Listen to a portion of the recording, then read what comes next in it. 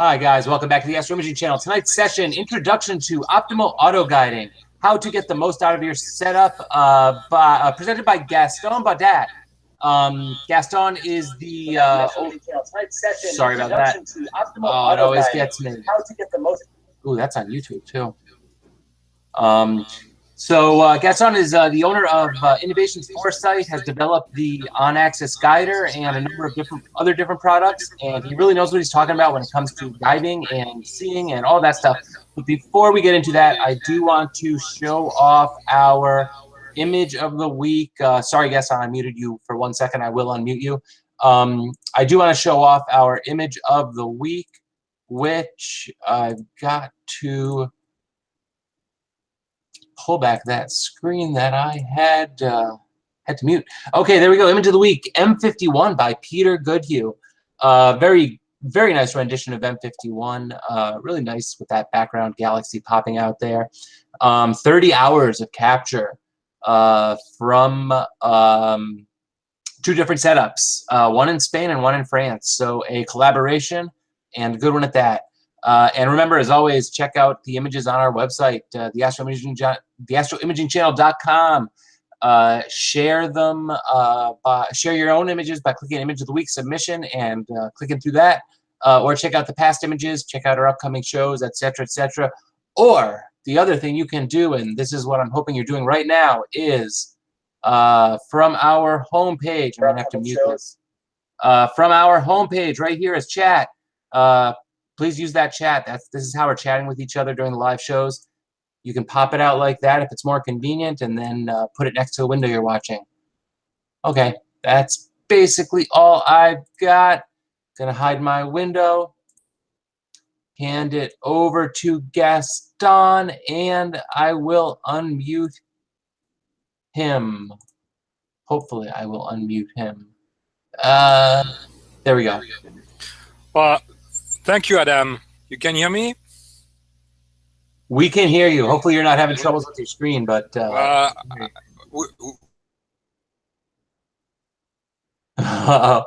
we lose him? We might have lost him. I think we lost him. I'll bet as soon as he clicked that right there, we lost him.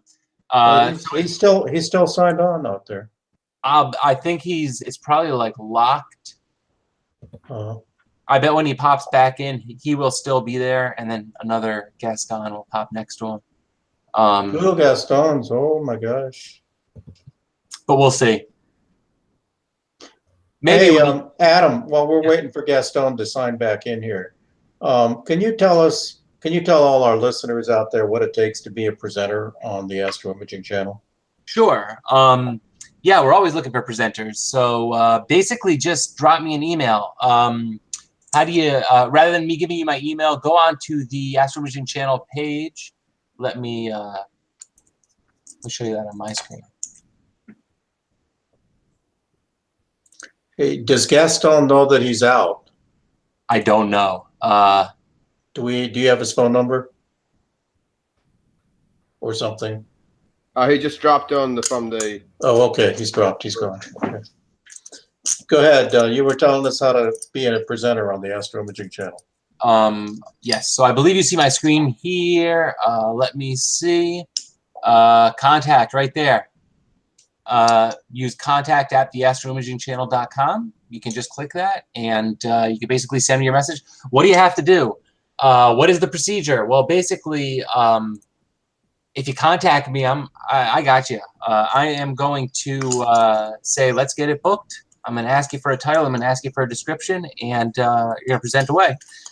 What are you going to present about? Well, I always say to people, present about what's exciting for you, because you're always going to have a better presentation if it's something that really, like I said, excites you.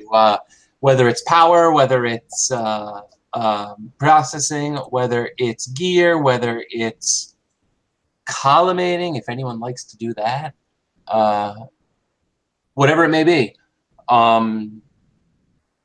So we like getting beginners on here. We like people just teaching simple techniques. If you have a specific technique, whether it's in Photoshop or PixInsight, or for that matter, if you've got a program or you're a developer, we'll bring you in.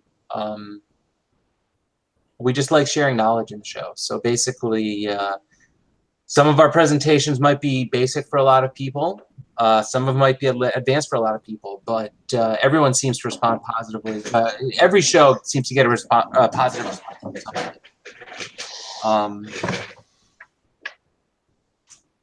It has been taking Gaston. Here we go. He's back on. And I see him. And yeah, he's got his camera. Can you hear me now? I can hear you and I can see you. I'm sorry. I don't know what's happened, guys, but the system crashed. You back. Damn it. It's just, I don't know. It's just playing with me. You can hear me now? We can hear you. We can see you. So okay, so let me share my screen again. I'm very sorry for the problem. This is Mr. Murphy, full speed ahead. I hope I can start back where I was. Here we are.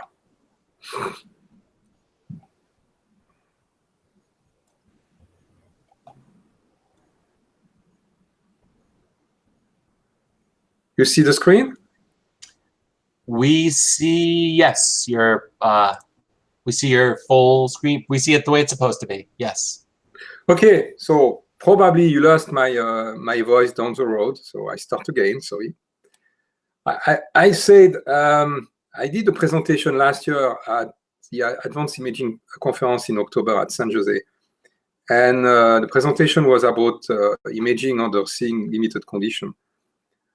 The feedback was, how can I use this information in a more practical way, such I make a difference in my imaging? And I thought, well, it's probably a good idea to do yet another presentation, more data-driven, with some tools in order to actually tell people how they can use this type of knowledge to do something with their own setup. You still hear me? Yes, we can. Okay, good. So the goal of this presentation is to give you an introduction of some of the basics behind the guiding and seeing, but also how to use that in a practical way. And there will be a tool at the end you can access and download, a spreadsheet from Excel, in order to plug your data and see what's happened with your own setup. Well, when we do auto guiding, we typically need to correct some problems, some tracking errors. And I'm going to talk about first the open loop error. Before you actually close any loop, what do we face? We face typically two types of tracking errors. Deterministic errors coming from, let's say, the periodic error of the mount, unless you have a direct drive or a high resolution encoder. So that can be learned and partially corrected with PEC or high resolution encoder. Another problem you may see, most likely, is polar alignment. If you have some error theta, an angle between the polar axis and the mount axis, then you get some drift. And typically, when you are below 1 arc minute, the drift could be up to 1/3 of an arc second per minute max. The drift is a function of where you are in the sky. So it's difficult, though, to go below 1 arc minute because the atmospheric refraction. You will have a different error. Even if you have a perfect alignment at a given location in the sky, you will have a difference depending of the refraction of the atmosphere, which brings you the best you can probably get is around 1 arc minute alignment across the sky, which will give you a drift around 1/3 of an arc second per minute. You still hear me? Yes, we can. Okay, just checking. Okay. We can learn and predict and partially correct with the sky model those type of polar alignment problems if you have a model like T-point and protract, for instance. Another problem, typical problem you may face is flexure of the OTA, the mount, the focuser, the accessories, the pier. And the same thing, you can minimize this by either a rigid setup, of course, but also by learning and correct them with the sky model. It will be a partial correction because nothing is perfect. You may have to redo the model time to time because stuff are moving over time. Like in my example, in my observatory, the pier is moving over the seasons. It's not at the same location in the winter than in the summertime, and I have to do the model all over again. The other source of tracking error are random by nature. Still, I'm talking about open loop before you actually do any auto-guiding. You have the most common one is a mount gear mechanical noise. After you remove the periodic error, you still, if you have a worm gear with gearbox, you are still left over with some level of noise. And those errors could be somewhere between 0.1 arc second to 1 arc second RMS. They are very slow by nature. The bandwidth is typically 0.001 Hertz because it takes roughly 24 hours to do a full rotation of the axis, array at least. So the amplitude of this error is a function of how much money you are willing to pay for the mount, of course. And that's, unless you have direct drive, this is something you have to deal with. So you can minimize it by spending more money with a good mount, or use a high resolution encoder on shafts. The other type of random type of events are wind burst, accident, cables bumping the mount, mirror flop, these type of things. Usually there is not much you can do about them. You just have to drop the frame where, unfortunately affected by a problem, hoping the other frames will not. Those are just accidents. An unforeseen problem like we just saw with my connection, right? Mr. Murphy is very creative. And my suspicion is working in team because you have problem everywhere in the same time. So it must be more than one guy. So typically we have an unexpected problem. You hope because we do many frames on the target, then it will just be 1 or 2 frames and you just drop those frames. One thing to remember though, all those type of errors, random or deterministic, are fully correlated across the whole field of view of your scope. And that's a key element to keep in mind in the next step of this presentation. So let's talk about noise, because we'll see this is the main problem we actually face and for which we have to find the best compromise, which is this idea of optimal guiding. So a noise is defined by a distribution, Gaussian, Poisson, whatever, a bandwidth, and I'm going back to that later, and its RMS value or variance, its amplitude, or a peak value, depending on the way you want to express it. By definition, noise means R0. And there are 2 types of noise we're going to talk about today.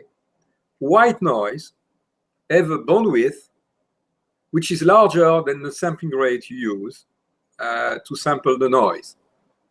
And in that case, then there is no correlation nor predictability between any sample you take from the noise. You take a sample now and you take a sample then, and the result is there is no information from the first sample to say anything about the next one, because you sample too slow versus the bandwidth of the noise. We typically, in signal processing, talk about white noise in those conditions. Now you have a peak noise, which is a bit a better situation to be. It's a narrower bandwidth noise relative to the sampling rate of your system. That means eventually you can hope to correct, for instance, the error, if this is a goal. You get some level of correlation and predictability between samples. And that is one of the key aspects when you talk about the error from a mount, for instance. We hope between the sample we took and the next, there is some level of predictability. Otherwise, there is no hope to do any auto-guiding. Seeing electronic, thermal, shot noise are often white noise. They are much higher bandwidth than the sampling rate we use in our systems. They are either weakly or not at all correlated across the field of view, which is something you will see again when I talk about seeing. And mount mechanical noise is usually a peak noise because you saw the bandwidth of a mount is pretty small.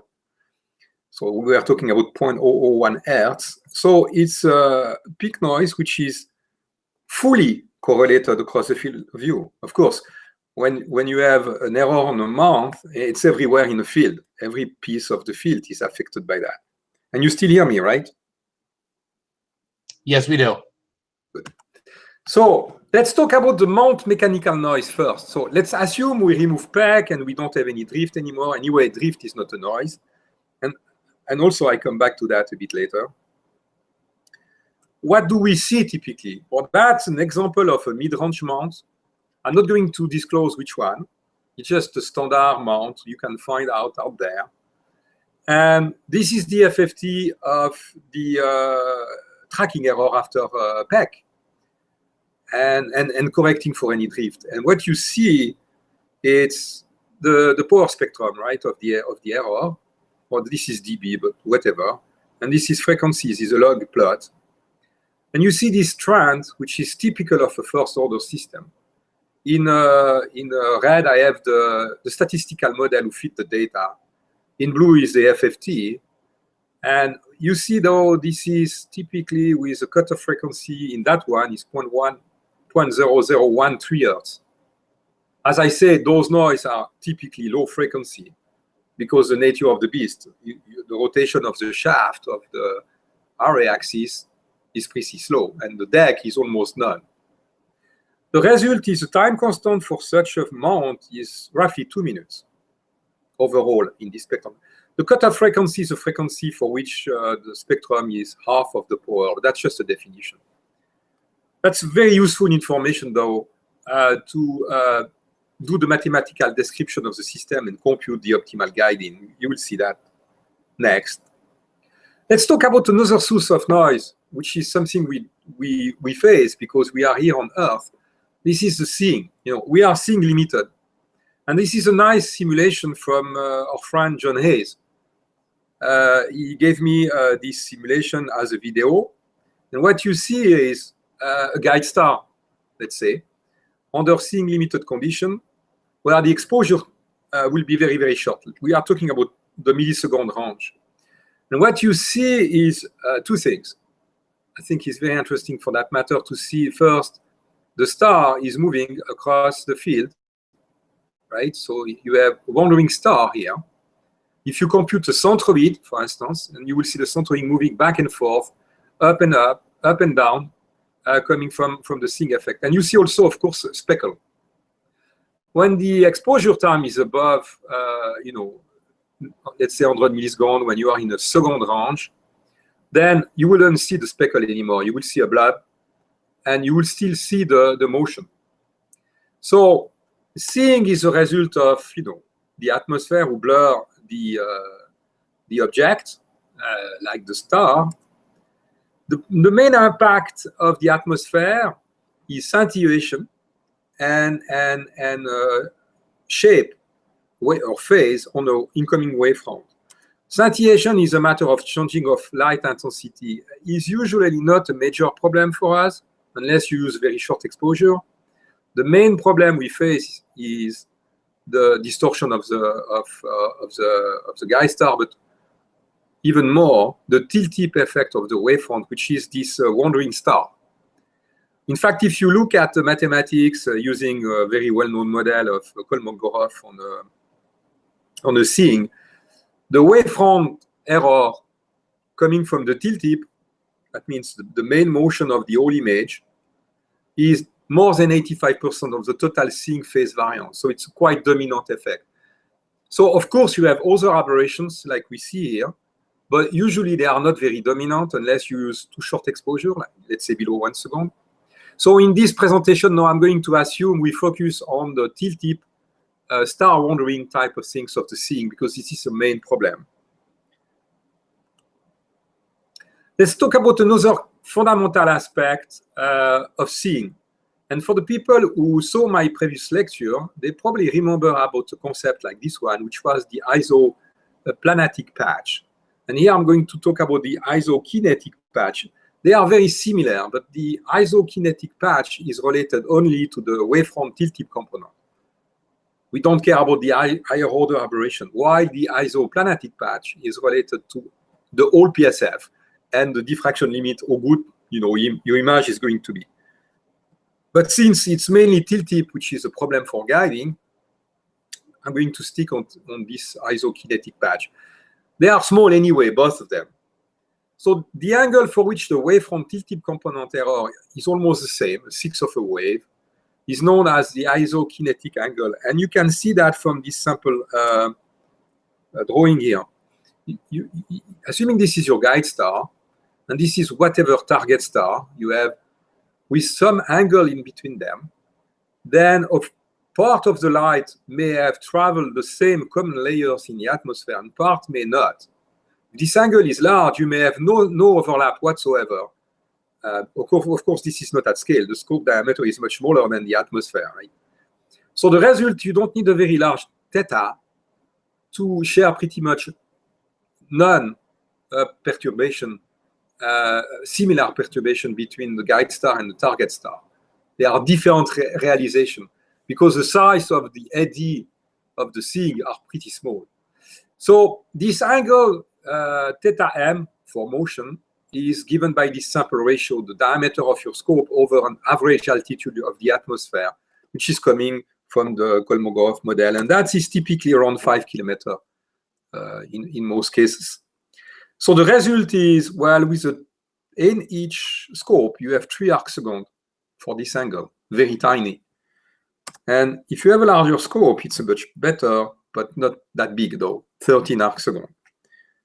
So in conclusion, for most setup, there is no correlation across the field of view between a guide star and any target, unless you have a very narrow field of view and you work with binaries or something like that.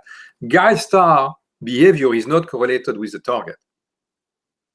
That's something you need to remember. Unless maybe you have a big issue very close to your observatory with hot air coming from the top of the roof or the pool or the driveway. If you look at the model of the atmosphere above you, then there is no correlation when you live few arcseconds away from the guide star. And that's very important in the next part of this discussion. Now, if you look at this tilt tip component of the wavefront, the motion of the star coming from the seeing, you can actually plot it as a power spectrum. And you remember we saw the same thing with the mount. We saw the behavior of the mount tracking error versus frequency. That's the same thing. This is how much tilt tip power you have versus the frequency. And that's given by the Kolmogorov model for the tilt tip. And you see this goes much higher in frequency than the mount was. In this one, the cutoff frequency, known as the Greenwood frequency, is around 13 Hertz, right? Way more. It's not that big, but still way more than for the mount. The time constant is 12 milliseconds, which means to track those problems, you need to go to 100 Hertz or kilohertz, which is what they do with adaptive optics for that matter, if you want to correct for the seeing. Yet, you're back to the fact you will correct only for the guide star. So this is one spectrum which is useful because we'll see how this spectrum is impacted by the auto-guiding and the exposure time of the guider. If you compare both bandwidths, the mechanical noise from the mount is typically 0.01 Hertz or less, while the tilt tip noise from the seeing is 10 Hertz. The ratio between both bandwidths is 10,000 at least. So there are totally different beasts. And that's a very important aspect too. Both noise have a different consequence for auto-guiding. For guider exposure, sampling period, right? Because usually the time for the exposure time for the guider is pretty much the time you use for closing the loop as well. For times between 100 milliseconds to 30 seconds, the sample seeing you may get from the guide star remains an unpredictable white noise under any seeing conditions, which means from one sample to the next, there is no predictability. And you don't go fast enough for that. You will need to go to the kilohertz, to the millisecond. And the result is you don't want to track this noise, because you're going to make stuff worse if you do so. So it cannot be corrected, and it shouldn't be corrected. That's important. The other way is the sample mechanical noise, on the other hand, from the mount remains partially predictable as a peak noise because it's a low frequency from sample to sample, and it can be at least partially corrected. Otherwise, nobody will do any type of auto-guiding anyway. So the total error you see when you actually use your guider and take a picture of the guide star is the sum of both contribution, and you don't know who is who. You get the sum of the variance of the mechanical noise and the thing, and this results in a summation in quadrature because there is no correlation between those noise. Obviously, there is no relationship between the noise from the mount and the noise from the scene. So they will add in quadrature, and the result is the variance is the sum of the variance, and the standard deviation RMS value is the square root of this. Let's now close the loop on the target, and we'll assume the target is not the guide star, is whatever image we want to take, which is outside the isokinetic patch, which is, as we said, maybe 10 arcseconds across. Well, what we typically do with most auto-guiding software, we do what we name proportional guiding in automation, in control system. We're going to take the error we see, the closed loop error we saw, and correct this error proportionally to it. So what we do typically, we take the error and we apply a coefficient k, a sign minus, because the goal is to provide a correction which decreases the error. And we use it for closing the loop. Now, this is a very basic sample auto-guiding algorithms. There are subtleties around that you can play with. This is the core of most of them. No, I've spent years to teach a control system. I can tell you there are much better ways to do that. And I hope we're going to add those capabilities in some of our product down the road. But the point is, this is what is used today. So if you want to improve or make the best of your system, we need to work with what we have until maybe something better. So K is known as the aggressiveness. This is a vocabulary everybody uses. Is it between typically 0 and 1? And I wouldn't go above 1, because after 1, you may have some ringing and some overshoot anyway, or 0 and 100%. The guiding error, the closed loop, obviously impact the quality of your image. The guiding error is a function of the mount setup error and the scene. And you have a few parameters, basically 2 parameters you can play with when you have an auto-guiding software. 2 knobs. One is the exposure time of the guider, which is typically the correction period for the loop, for the corrector. And the other one is the aggressiveness, which is different between RA and DEC. And you still hear me, right? Yes, we do. Thanks. So let's look at the different situation and problem we face when we do auto-guiding. To understand the fundamental way auto-guiding algorithms act on the error, it's useful to analyze them with some mathematical tools. So I skipped some of the slides there, and they will be on our website, because I was talking about the Z-transform and a bit more the mathematics behind, but I think it goes behind the goal of tonight's presentation. Just for the sake of the complexness, we can compute something named as the Z-transform of the digital system and do all the math to show you what I'm going to show you. So there are mathematics behind, but that's not the goal today. One typical type of perturbation we like to look at is a step response. It's a one-time perturbation, like bump on the mount. Another type of interesting perturbation to look at is a drift response. And the third one, which is the most difficult one, is a random perturbation, a white or a peak noise, again with an average of 0. And there is a theory of linearity on a control system who says anything you may see is a contribution of the sum of those type of basic things. And they are all described by this Z-transform H function, which is the transfer function of the system. I guess pretty much like the MTF will be for an optical system. Let's look at the step response first, because I think it's interesting to understand what's happened when we change K. And no noise, just a step. So now I have a perturbation on my system. I don't know, I bumped the mount. And this is, sorry, I go too fast. This is, in black, my open loop error. 1 pixel or 1 something.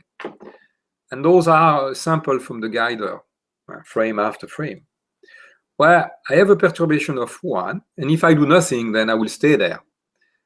Now I'm going to close the loop, and in red you see the error going down because Autoguiding is, doing its job. This is an aggressivity of K of 0.5, 50%. There is a time here known as tau, which is 63% of the decay, typically, which is a key element for the definition of the closed loop system. And you see an exponential decay of the error until you go down to 0 eventually. Now, if you use a larger K, and you go faster. So the larger K, the faster you go. But keep in mind, there is always a trade-off in control system between bandwidth, how fast you go, and stability. If you go above 1, you start to see overshoot over here. And if you go above 2, then you get an unstable system. So you cannot make K as large as you want, because you have to pay a price when you want to go too fast. So my advice is never go above 1 anyway. So the error, closed loop error, for the nth frame, decay exponentially with the guider frame to guider frame. It decays by roughly 33% every time, which is known as one-time constant. And the time constant can be computed by this sample equation. If you know delta t, your exposure time, which is the period of the closed loop. And if you replace delta t by 1, that will be tau in frame instead of second. So with a delta t of 2 seconds, for instance, and a k of 0.2, that gives you a tau of 9 seconds. To settle to almost 0 or 100% correction, you need roughly 3 time constant. That's the sample rule. So that will mean here 27 seconds, half a minute to settle. Now look at the drift. And the result you may see may surprise you. And I tell you that because I've done some experiment to show exactly how does it work, and the conclusion is interesting. So the plot below show you a drift. It's pretty fast drift to show better. You don't expect that bad drift, but this is a drift of 1 pixel per sample frame. So this is the open loop in black. This is my error going up. And when I close the loop, sorry, what's happened is the error goes up first, the closed loop error now. Now I'm doing auto-guiding, right? And it's settled to some value, you see? So now you have a constant error. Keep in mind a constant error between the guide star now versus the guide star then. It's just an offset on the image. That's it. When you are steady and settled, it doesn't matter anymore, because you will stack frames eventually and take care of those offsets. If you go with a larger K, then you settle at lower value. And you go also faster because the time constant to settle is the same than we saw for the step function. So the value of the asymptotic value for the settling value is lower when K is larger. And in fact, the equation is very simple. The value for settling is the drift, which is during the delta t, over K. Larger K, lower the error. In an example, if you have 1 pixel per frame, which is a lot, right? But let's say K 0.5, you settle to 2 pixels. And you stay there. So even if a constant drift may appear in a tracking RMS error in your software, and you may say, oh, I'm bad. Well, it's maybe not that really an issue, because it's just leading to an image offset. Of course, if the drift is too much between 2 samples of the guide star, you may have a problem. But if you have a very slow drift, which is typically what we have, then you're going to settle after a few time constant. We saw in the 3. If you have 5-second exposure, it will be 15 seconds. And now you start your frame, and everything will be just offset in the frame. You're not going to see elongated star because you have a drift. When you close the loop, it's not true anymore. You get a constant error. I suspect for some of you it's maybe new, but I've done some tests on my system and it works just fine. I see an error in the auto-guiding system, but my image doesn't have any trail. Now let's talk about the most interesting part, I think, of the presentation is what's happened when you actually guide with a noise. For instance, seeing. Let's start with white noise.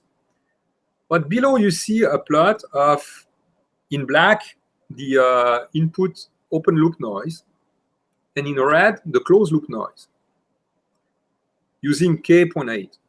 Well, you probably see on the plot then the output looks bigger than the input. And it is. If you do actually an histogram, you will see then the probability here and the error in pixel there. In black, the open loop error is in fact less than the closed loop. So what's going on? I close the loop and I get a worse result at the end. Well, you would expect that if you remember there is no predictability between one sample to the next. The best thing you can do when you have a white noise is nothing, is to assume 0. Because you're going to bet, and most of the time you're going to be wrong when you correct. So you better do nothing because the average error is 0. So the best assumption is to take the average 0 and don't correct. And if you look at the equation of the output closed loop noise, RMS, standard deviation value, it's given by the input times this square root. If k is 0, you don't correct, then this is 1, and you have the same error on both sides, which makes sense, right? If k is 1, this is square root of 2. And now you have roughly 40% more noise, RMS-wise, at the output because you try to correct a white noise. And there is no information to use to be able to reach the goal. There is no black magic here. It's just the nature of the beast. There is no information from samples to predict the next one at the rate you sample. So an example here, if you have 1 pixel RMS and k is 0.8, like here, more or less, you get 1.3 pixel, roughly, of the error at the output. You make stuff worse. So seeing is going to be your problem there for that reason. Now let's look at the peak noise, which would be our mount. Well, if you look at peak noise and you take a peak noise with a bandwidth much smaller than the sampling frequency of your system, well, k.8, like before, you see now my input open loop error is like that and is not as busy, if we wish, than the one before because it's a different spectrum. It's lower bandwidth. And you see the correction is much better. You are able, in fact, to decrease from 0.2 to 0.1 the RMS value. That's because there is some predictability between samples now. And if you get a higher bandwidth, then you are back, the bandwidth close to the sampling rate, then you are back to a white noise situation. So the stronger the noise correlation, the smaller the closed loop error for same k. You can also do the math, but it's not the sample equation you saw before because you have to add the bandwidth and all of that. Again, it's not part of this presentation. I'm going to show you a tool who do the math for you, but so it's more complex than white noise, but it's tractable. You can do the math, and that's part of my job. Let's talk about optimal auto-guiding then.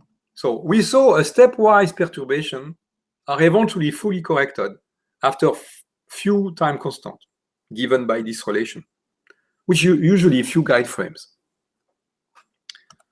A drift perturbation will eventually settle to a quasi-constant unless error.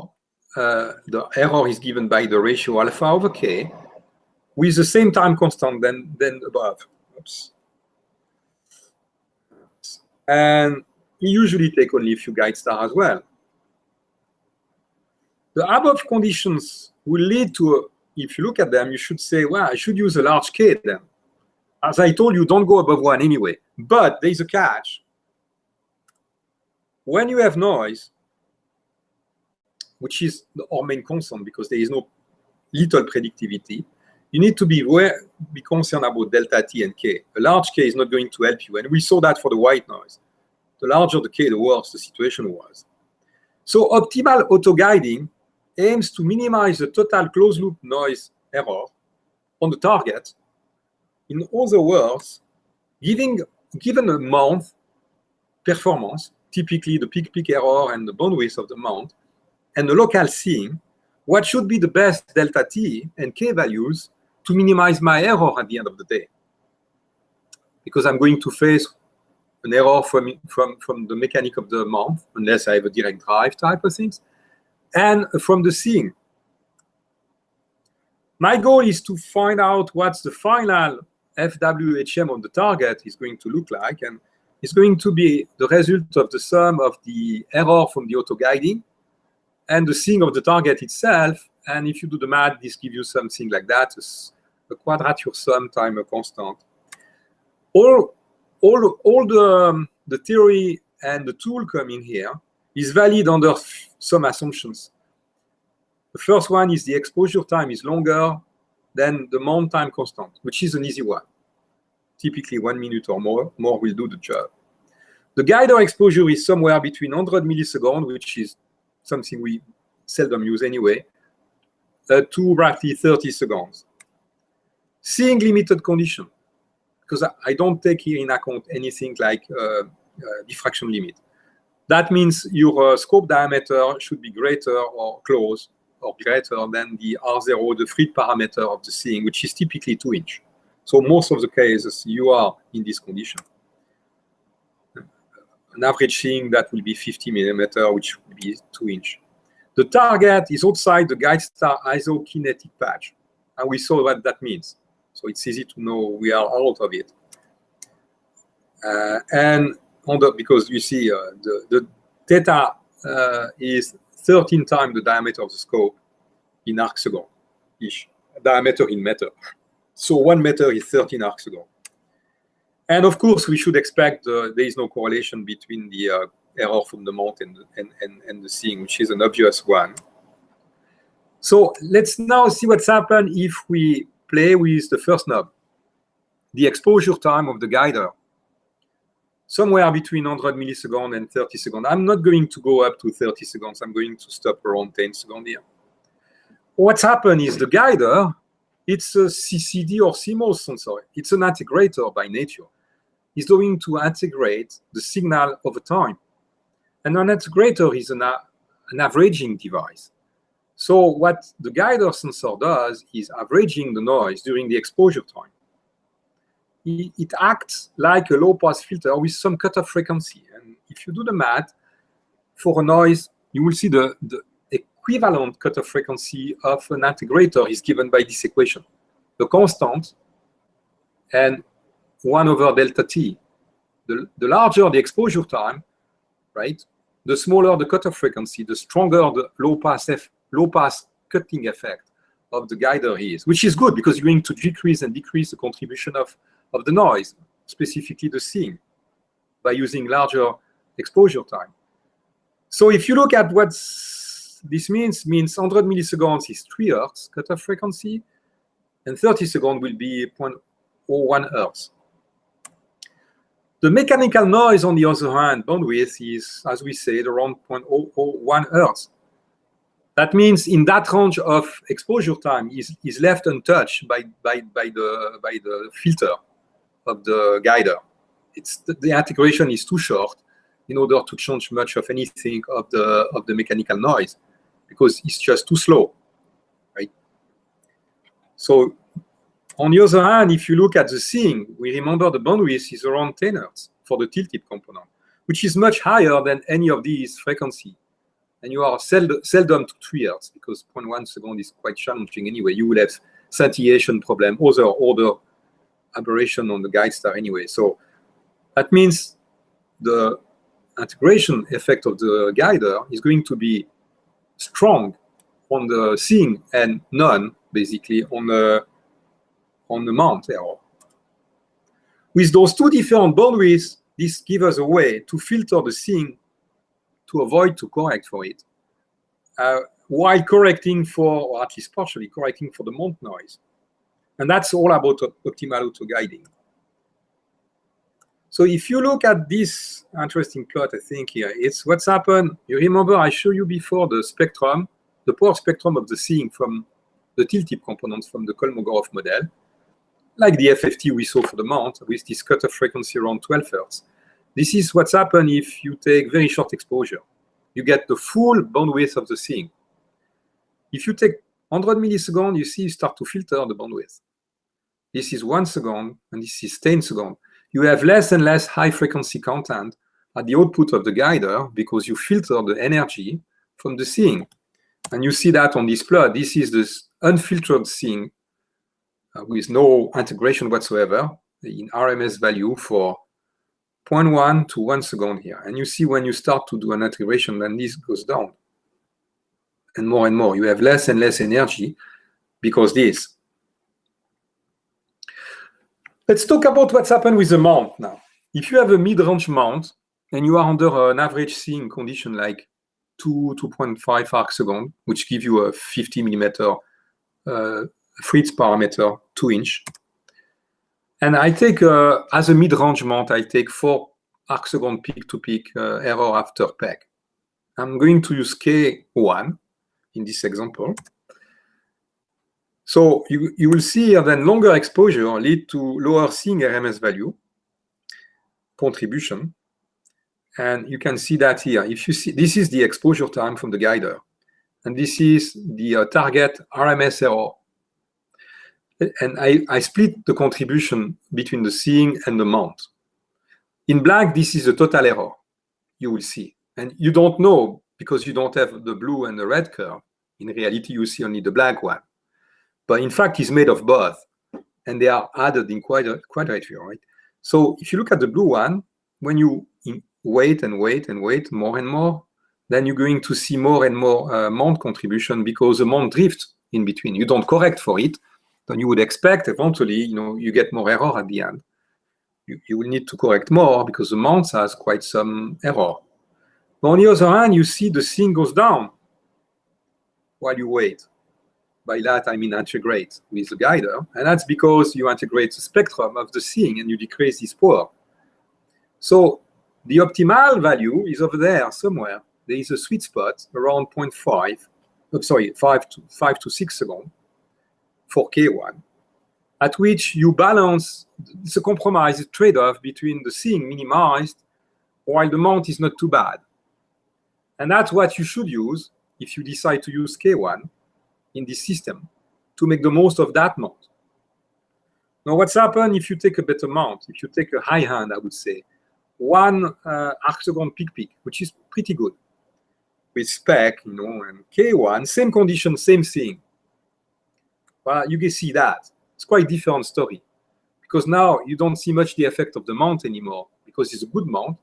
So what you see is when you increase the exposure time, you see the same decay of the seeing we saw before because it has nothing to do with the mount.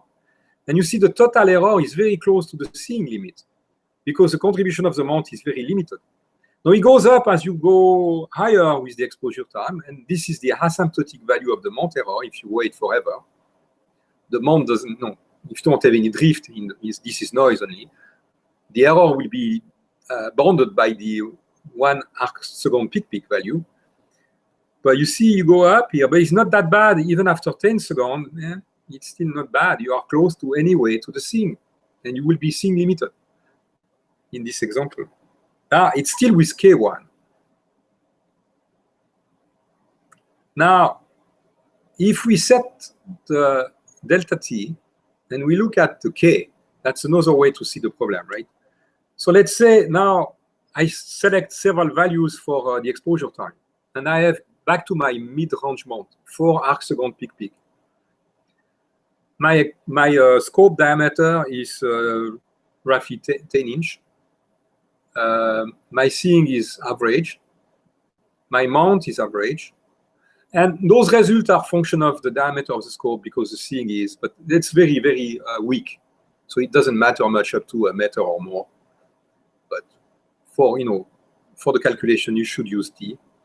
So you see, if I take 10-second exposure, I get green plot here, curve. And this is the exposure time. This is RA axis. And that will be the target. No, not this time is not the target error, it's the full width half maximum. The sum of everything, the seeing plus the target plus the error from the tracking. You see, you go down when you start to increase the exposure time, the aggressiveness for 10 seconds. And there is an optimal aggressiveness at which you start to go up again. And for 10 seconds, I would say is around 0.5, 50% for K.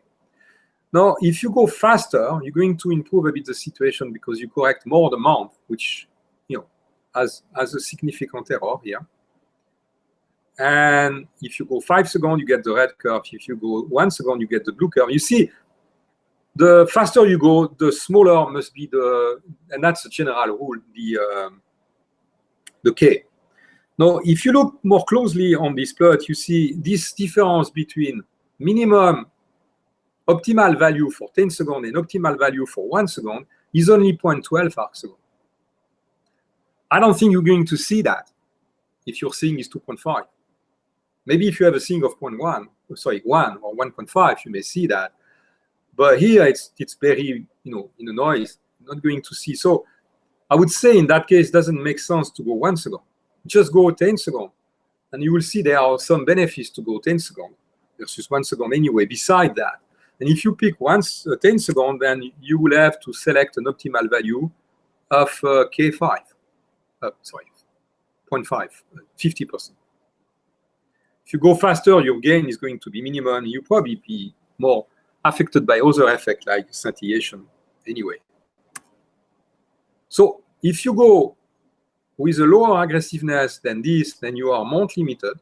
If you go with higher aggressiveness, you are seeing limited. You start to chase the seeing.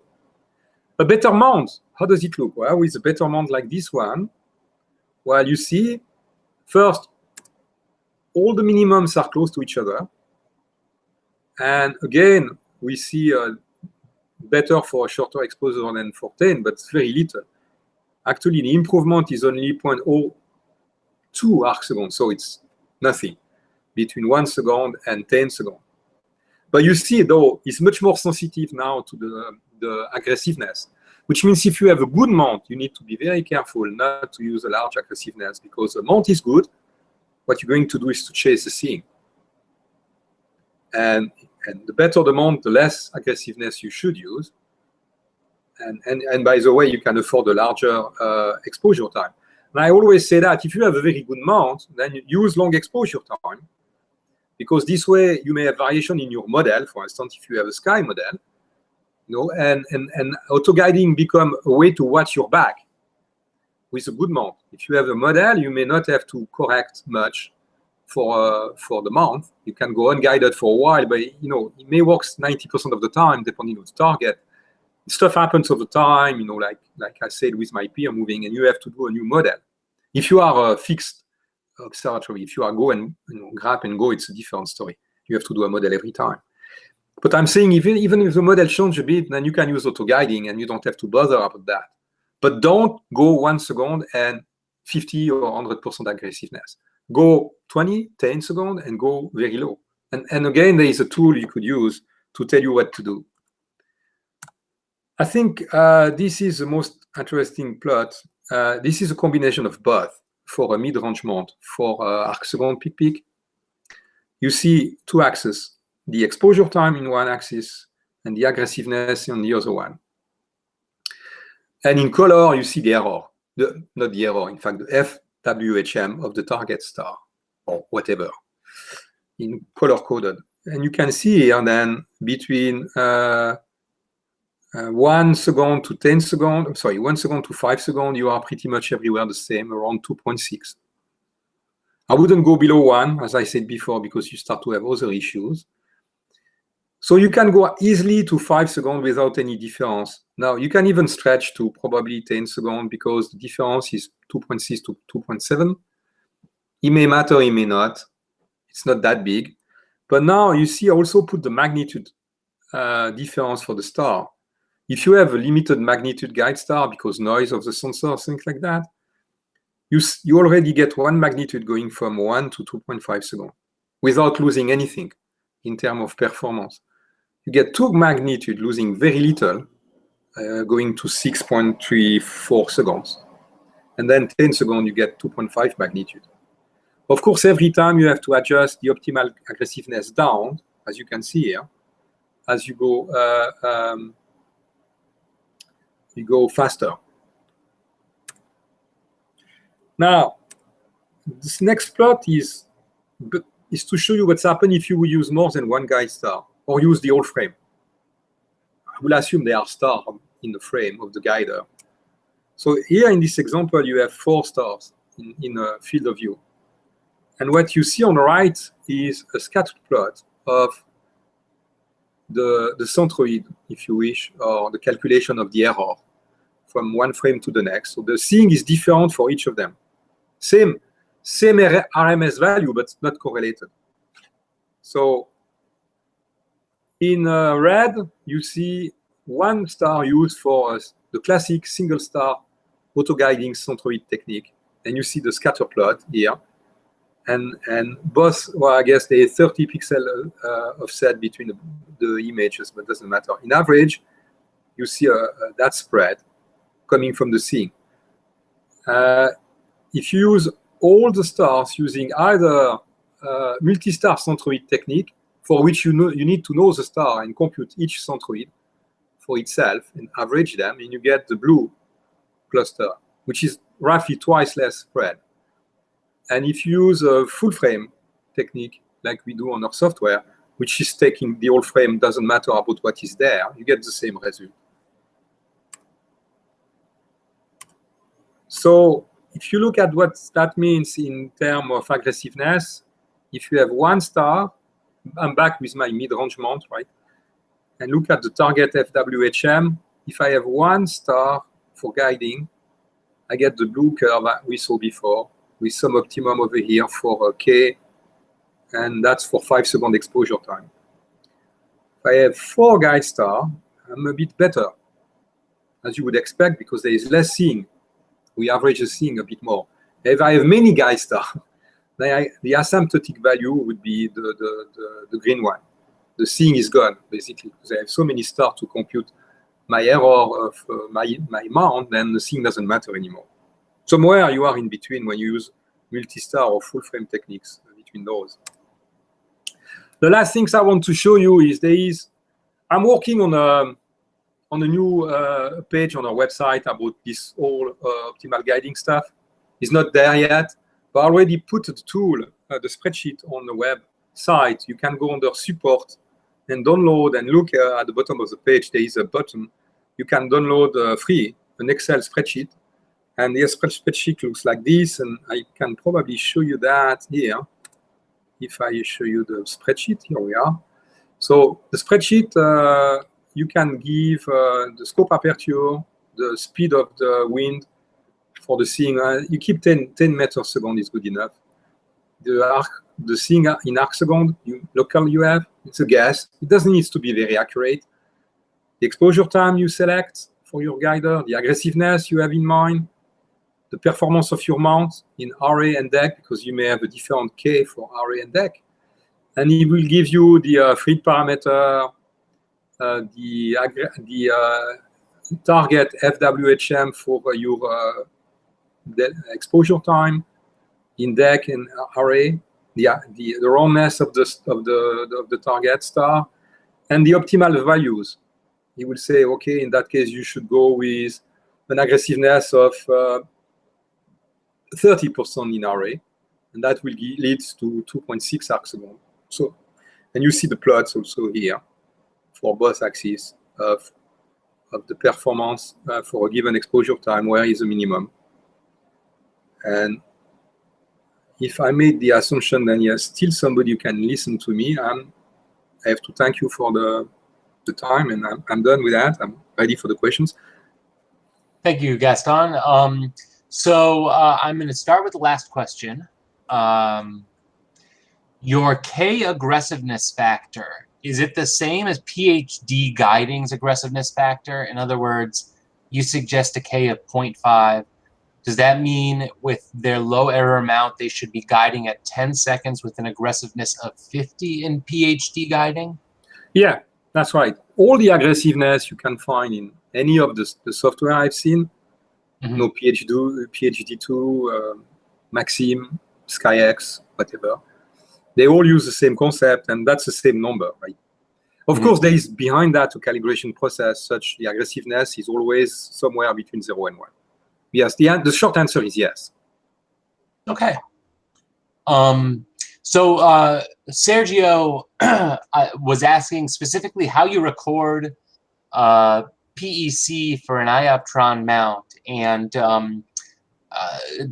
there may be a few of us in the room that have iOptrons, but really the best thing to do is read the manual and ask specifically someone with the mount. It's kind of an aside question, and I can't really answer because I've never done it on that particular mount. I seem to remember there being something different about iOptrons, like kind of having to do it on the fly. Well, I would say the best things to do, there are software out there, right? Like PemPro, I think, where you can get FFTs of your mount and stuff like that. Now, you want to do that in good conditions, where the thing is good. Take a target star, a guide star for the work, near the zenith type of things, right? A good day. And you can get a pretty close idea about the performance of your mount that way. The cutoff frequency, most likely it's going to be not as close. It doesn't need to be very close to be good enough for the math you saw. And the peak error, or the RMS was, and it's something you have to estimate from experience. But all you need to use the tool you saw is mainly an estimation of both the local thing at the time you image and the peak error of your mount after you remove everything else, like the periodic error, if you have a PEC capability. Forget about the drift, all of that you saw before. This is a sum of contribution anyway, so it's not going to change the result at the end. And those numbers coming from some basic tests using PemPro and those type of software are good enough, in my opinion. Now, you can just do auto-guiding with a PhD2 and look a bit to your error by hand and guess the peak value. If you don't know for the cutoff frequency, just use the one we have by default. It's pretty average. It's not critical for the calculation of the optimal value. Okay. One more question that actually came in early on. Terry, I don't know if you're still in the room. If you're still in the room, we might want you to tell us a bit about your setup, but let me try and screen share this. This is in chat. I don't know if you see the chat, but on my screen here, I'm screen sharing. Terry has this image train here, and he's wondering if this is a suitable image train for the on-axis guider. And the reason I'm asking if he's still in the room is because we probably have to get some back focus. Well, it's always difficult to say when you look at the image. Right. How is the scope has a rotator focuser on the back, or the focuser is a secondary mirror? I don't know. He's here. Okay. This is an Arcos, and this is a secondary mirror focuser. Right. So I would say most likely you could, but we'll have to do the math. And talking about that, that's an opportunity for me to say so, because people will have an easy way to work with that. If you go to our website now, we have an Excel spreadsheet also on our back focus calculation for the ONAG, where you can plug your numbers, and the system will tell you where you are and what type of back focus and adapter you may need. Then you can do that, and then we can speak from there.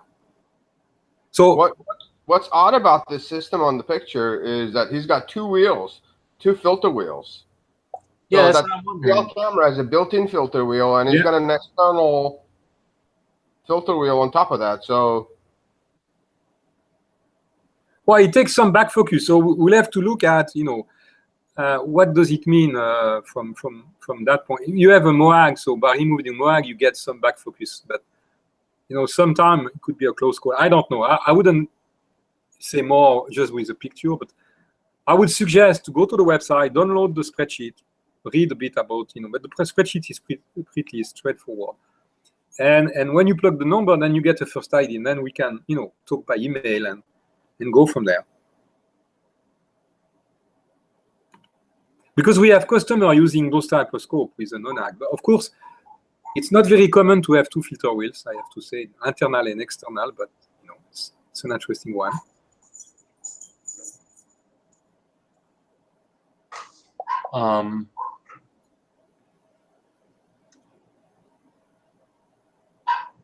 Oh, okay.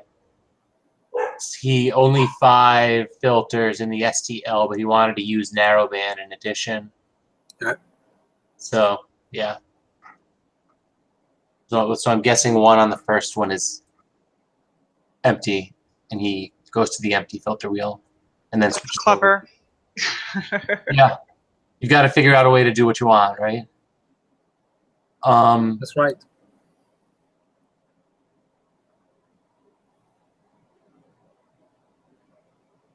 Yeah, Sergio, because I'm not familiar with the CEM, the IOPTRON, the way you do the PEC, you just want to make sure you're doing it right. Walter's saying you're not supposed to use PEC and auto-guiding on the CEM. I don't know.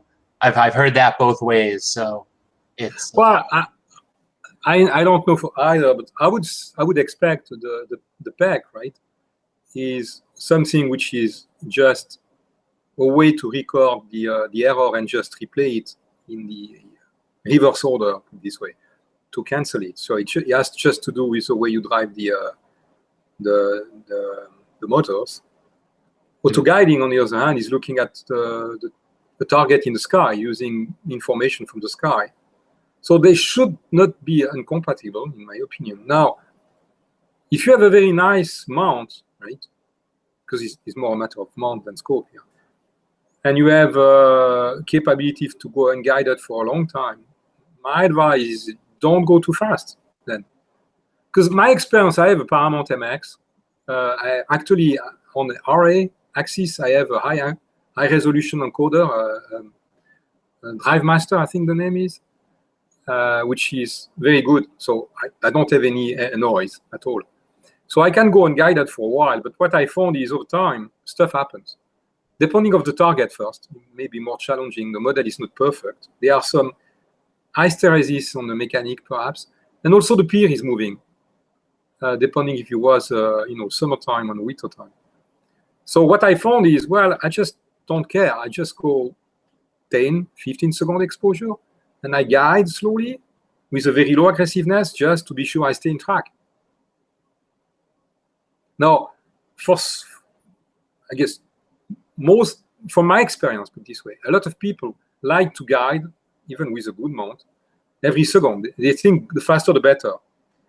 I hope this inside tells you what does it mean going faster, and what benefits you may get or lose, depending of the choice.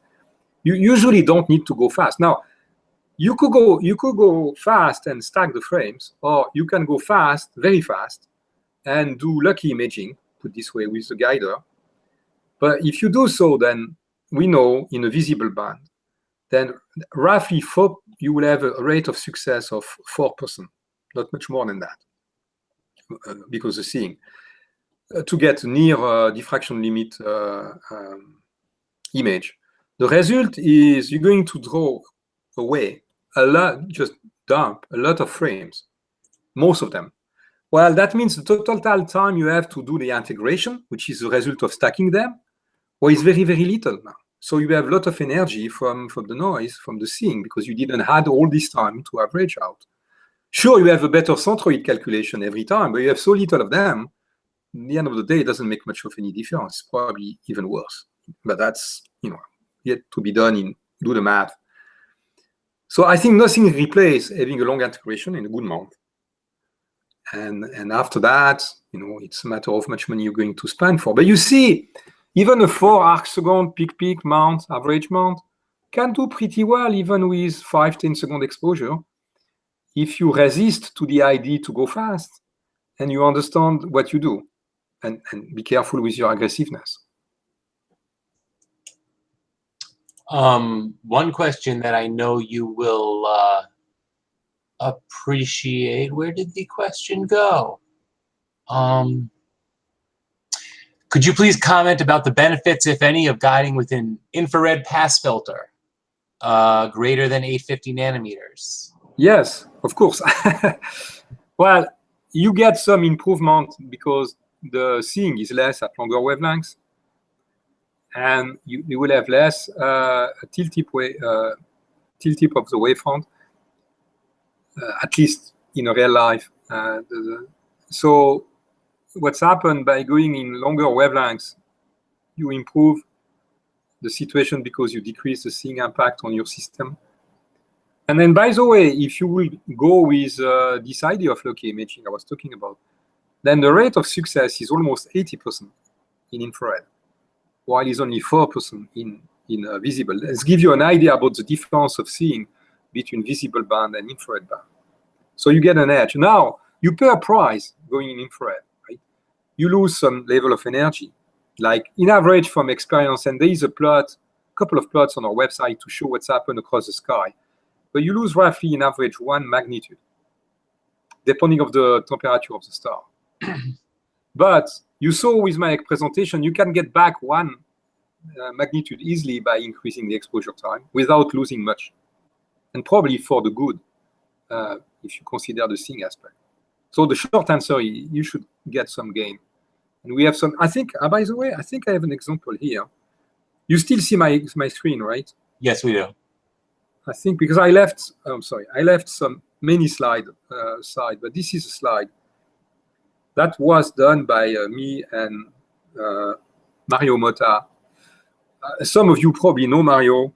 He has a big telescope, and he built this house around the telescope. That was a key aspect of his design of his house. But anyway, this is a monster. It's a custom version. And what we did is, at the time, years ago, we did a test of the on-axis guider with his adaptive optic EOL and his 11,000 STL. And we took a challenging target, which is, in this example, M83. Not the target itself, but the location of the target was very close to the horizon, above the sea. And we took it in purpose to get a very bad seeing. The question was, can we see any difference if we use exactly the same setup? And here there is even an adaptive optic, right? He needs to use an adaptive optic because his mount is a custom mount too. It's pretty big as well. And he has too much mechanical error otherwise. So he used adaptive optic to correct for the mount. So he needs that. So we saw then we had more than 3 arcsecond seeing error, FWHM back then. And he used very short exposure, which is not a good thing. But he needs that to take care of the mount. Now we'll have to do back the math from the experience we have now. But so that's what you get when you actually guide with an off-axis guider. I think he was a MOAG. And you have a bad seeing condition. And that's what, and you get even a little bit elongated star anyway. And that's what you get when you use the infrared. The same condition, the same night. We saw roughly 40% improvement in FWHM. And I think this is extreme because it's on an extreme condition with a very bad seeing, an adaptive optic going fast, all of the stuff were an issue anyway.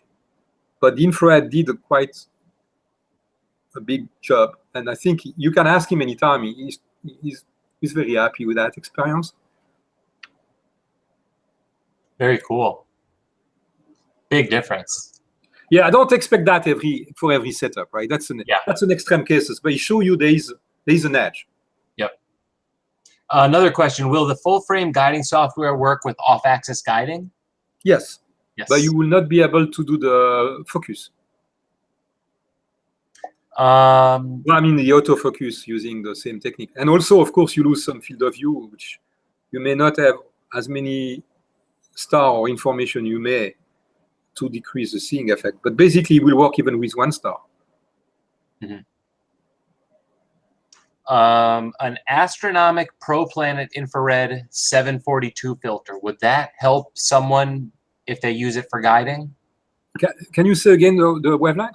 It's basically an astronomic infrared filter, 742. So I'm assuming the cutoff is 742. Yeah, well, I suspect the idea is to use it with an off-axis guider.